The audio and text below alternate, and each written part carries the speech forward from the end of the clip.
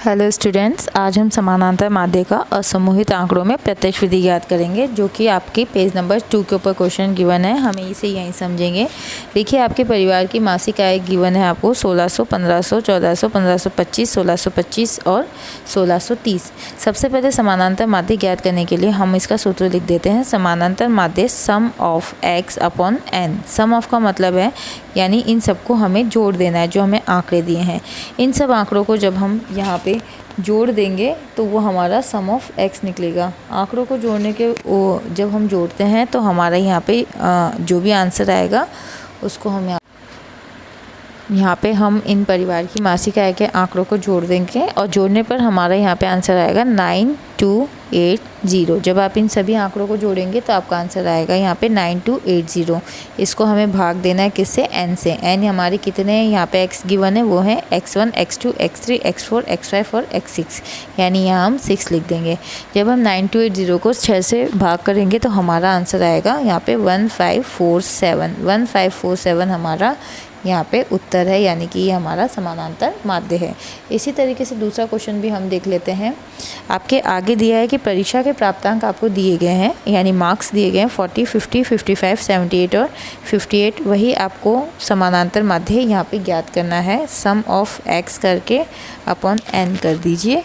यहाँ पे आपका हम जब x1, x2, x3 इनको ऐड करेंगे तो ऐड करके हमारे पास यहाँ पे आएगा, देखिए 8 2 16, 17, 18, 19, 20, 21। यहाँ पे हम 1 लिख देते हैं। 5 6 7 7 2 14, 14 24, 25, 28, यानी कि हमारे पास आया 281। 281 इन सब का जोड़ आ गया।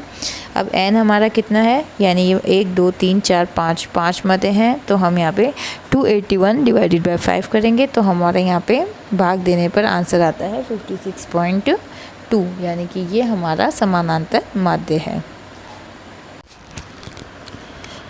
हेलो स्टूडेंट्स, आज हम समानांतर माध्य के कल्पित माध्य विधि का प्रयोग करेंगे, जो कि असमूहित आंकड़ों में प्रयोग किया गया है। इसमें पहला क्वेश्चन आपकी किताब के अनुसार है।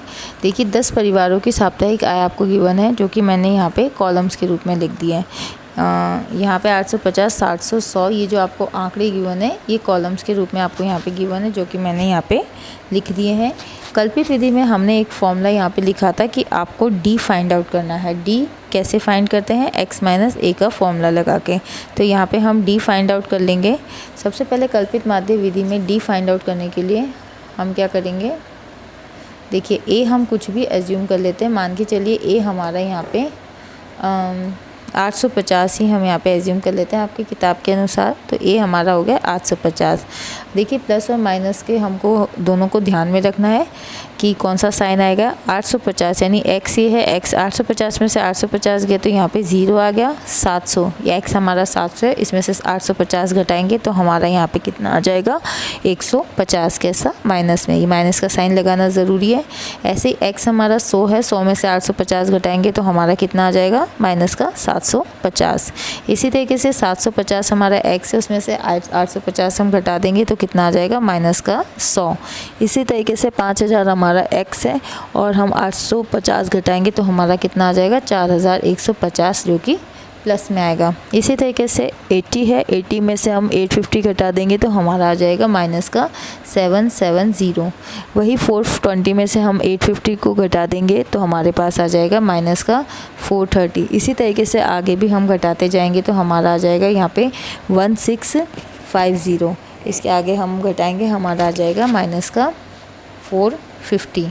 इसके बाद 360 को हम घटाएंगे 850 से, हमारा आ जाएगा माइनस का 490। अब यहाँ पे हमको d का कॉलम प्राप्त हो चुका है, इसे हम ऐड कर देंगे। माइनस माइनस के साइन को हम प्लस पहले ऐड कर देंगे और प्लस प्लस के साइन को हम बाद में ऐड कर देंगे, और दोनों को हम डिफरेंट साइन है तो माइनस करेंगे और साइन वही लगाएंगे जिसकी वैल्यू बड़ी होगी। तो यहाँ पे हमारा साइन आता है, इसे हमारी वैल्यू आती है 2660, जो कि किस में है? प्लस में है। अब इस हिसाब से हम यहाँ पे फॉर्मूला अपना लिखते हैं। हमारा फॉर्मूला था x bar a plus sum of d upon n। ये n d के नीचे है, ये ध्यान रखिएगा। a हमने दिया था यहाँ पे अपना 850, जिसे हम यहाँ लिख देते हैं, प्लस का साइन लगाते हैं। सम ऑफ d यानी कि इस कॉलम का जो सम आ रहा है हमारा 2660, इसको हम यहाँ पे लिख देंगे 2660। n हमारे कितना है, n हम इसे काउंट करेंगे 1 2 3 4 5 6 7 8 9 और ये 10। n हमारा है 10, तो हम यहाँ 10 लिख देंगे। इस ज़ीरो से ये ज़ीरो कैंसिल हो गया, तो हमारा 850 में से जब हम 266 को प्लस कर देंगे तो हमारा यहाँ पे आंसर आ जाएगा 1116, जिसे हम यहाँ पे लिख देते हैं 1116। ये हमारा उत्तर आ गया, जो कि समानांतर माध्य है, किससे, कल्पित विधि से। अब इसी तरीके से हम पद विचलन विधि भी करेंगे।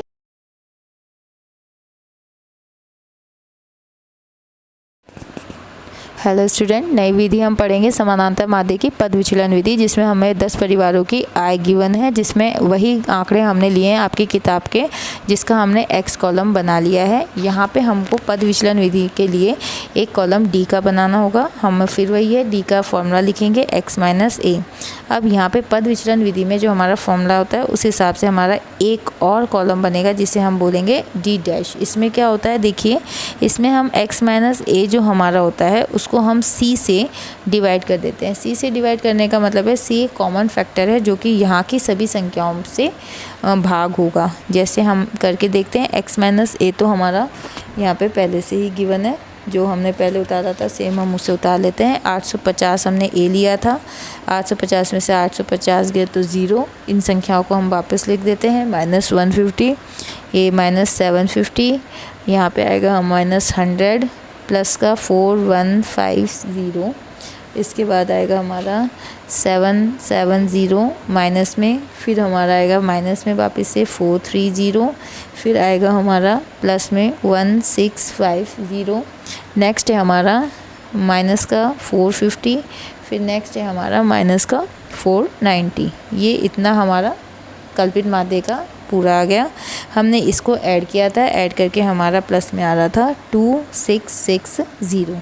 अब हम क्या करेंगे, देखिए इन सब में क्या है, 0 कॉमन है, यानी हम यहाँ पे c क्या ले सकते हैं, 10, यानी ये सब 10 के टेबल से जा रहा है, तो यहाँ पे सब में से 0 कैंसिल हो जाएगा। ऐसा हम क्यों करते हैं, क्योंकि पद विचलन विधि का प्रयोग हम अपना समय बचाने के लिए और गणना को कम करने के लिए करते हैं। अब देखिए 0 का यहाँ 0 मैं लिख देती हूँ, यहाँ पे 0 हटाया -15, यहाँ से 0 हटाया माइनस का 75, 0 हटाया 100, 0 हटाया 1415 प्लस का, फिर माइनस का 77, माइनस का 43, प्लस का 165 और माइनस का 45, माइनस का 49।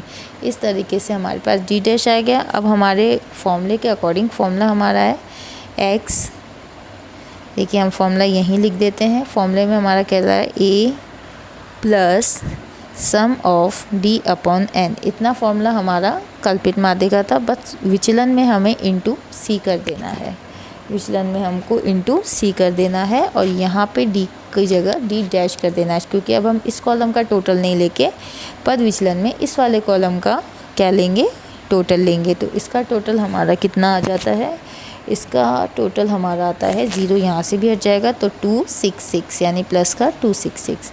आइए आंकड़े फॉर्मूले में बैठाते हैं। a हमने लिया था 850, प्लस की जगह plus, sum of d dash की जगह हमारा आ रहा है 266।